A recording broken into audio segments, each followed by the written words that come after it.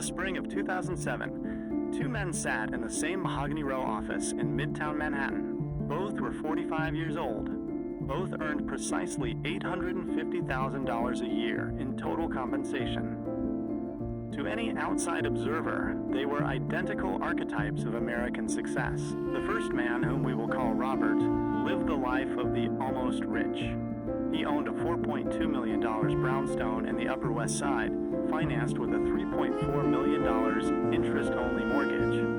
He drove a leased European Grand Tourer and maintained a portfolio of high-growth tech stocks worth $2.1 million. On paper, Robert's net worth was nearly $3 million. He felt invincible. The second man, David, lived differently. He resided in a $1.8 million home he had paid off years prior. His garage held a 5-year-old sedan. His portfolio was not in the hot sectors of the day.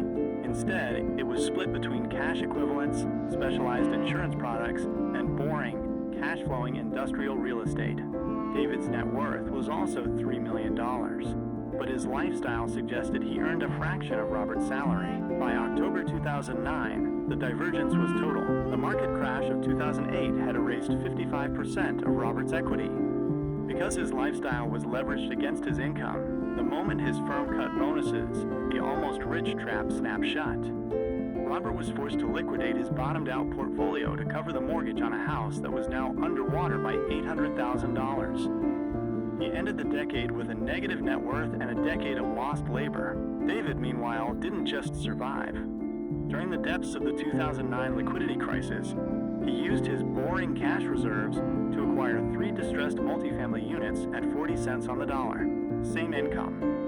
Same starting net worth. Same era. One man ended up broke.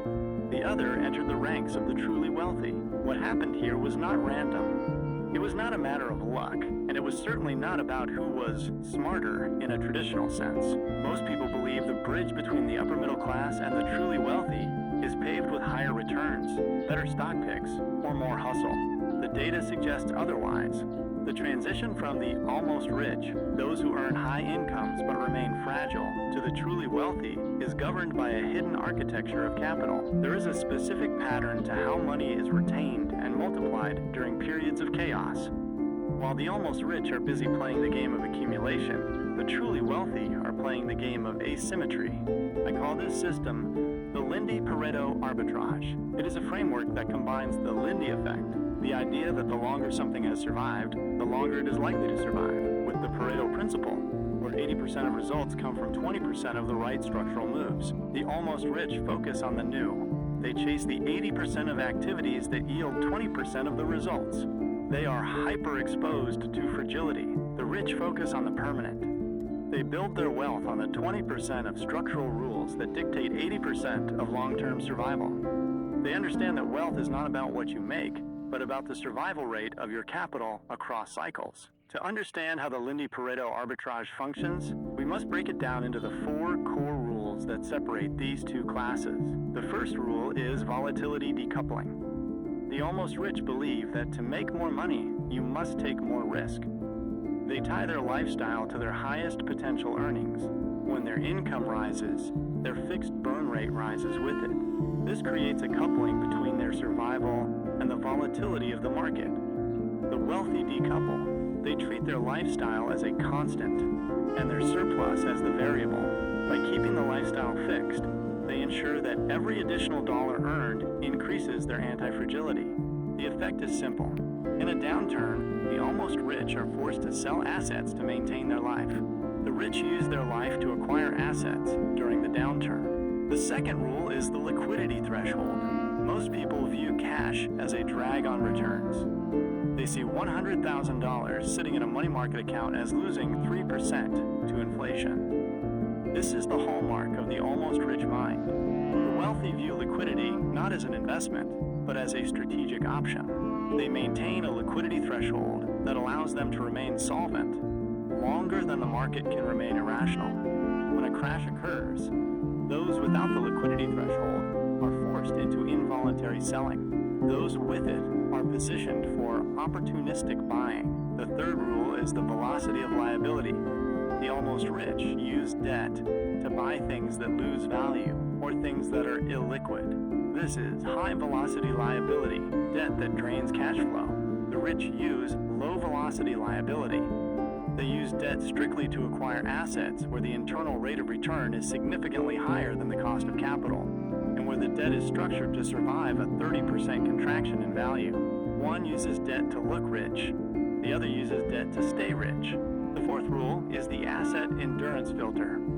The almost rich buy what is hot now, the speculative tech, the latest coin, the trendy neighborhood. These assets have no Lindy history. The rich apply the endurance filter. They ask, will this asset be relevant in 50 years?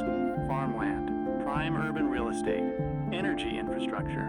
By choosing assets with a high survival probability, the wealthy ensure that time is their ally, not their enemy. History is a graveyard of the almost rich. Consider 1929. In the years leading up to the Great Depression, the American middle class began buying on margin. They were high income, high leverage. When the market dropped 10%, their brokers called the loans. Between 1929 and 1932, the Dow Jones Industrial Average fell roughly 89%. The almost rich were wiped out in the first 20% of that move. However, the families who followed these rules, names like Rockefeller and Kennedy, saw their purchasing power increase by 400% as the price of real assets collapsed while their cash retained its value. In 1980, during the Paul Volcker era of 20% interest rates, the almost rich were those who had over-leveraged into variable rate real estate. They were crushed by the cost of debt. The rich, who had decoupled their lifestyle and held hard assets, saw their net worths explode as the dollar was rebaselined. In 2020, during the COVID-19 crash, we saw this play out in real time. Within 30 days, the S&P 500 dropped 34%. Small business owners and high-earning professionals who lacked the liquidity threshold were panicking. Meanwhile, the top 0.1% increased their wealth by over $2 trillion in the following year.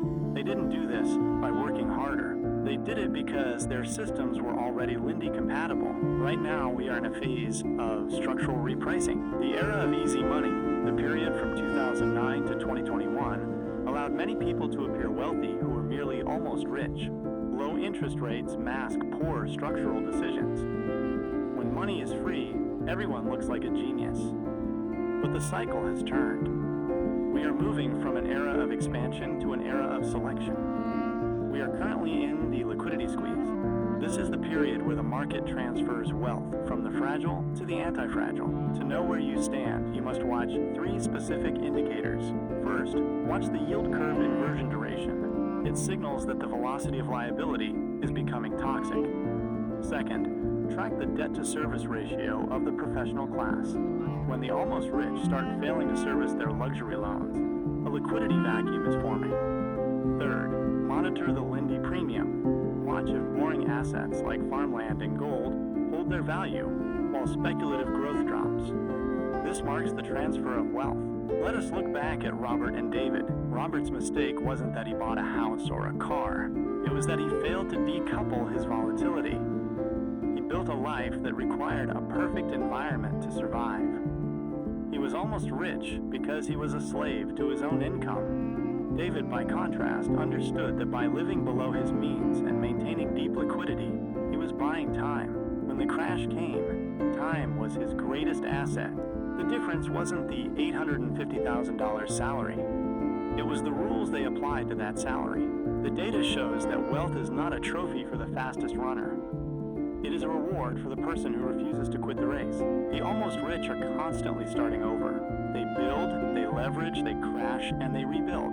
They spend their lives on a treadmill of high-income fragility. The truly wealthy understand that the goal is not to get rich, but to stay rich through the inevitable storms of history.